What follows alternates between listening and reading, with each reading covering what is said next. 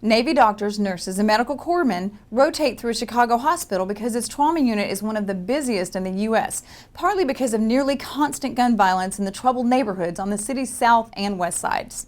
A gunshot victim lays on the operating table at a Chicago hospital located near some of the most troubled neighborhoods on the south and west side.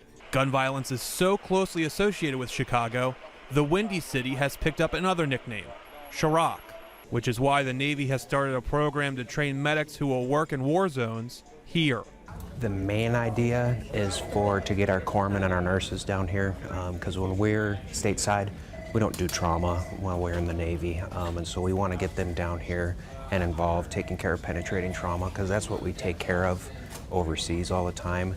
And this is one of the major hospitals in the country where we deal with a lot of penetrating trauma.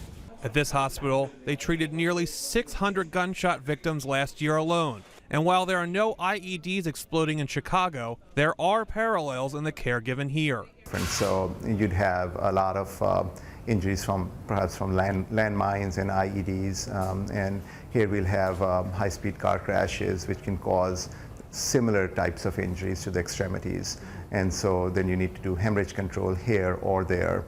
And a lot of the skills are very transferable. Before deploying to Afghanistan, Navy Petty Officer 2nd Class Dwight Kuntz received 6 months of basic skills for his job as a corpsman and 2 months of field training dealing with combat casualties. We are embedded with them. We become part of their unit, and we do everything that the Marines do. And then when one of them goes down, we're the first ones there to take care of them.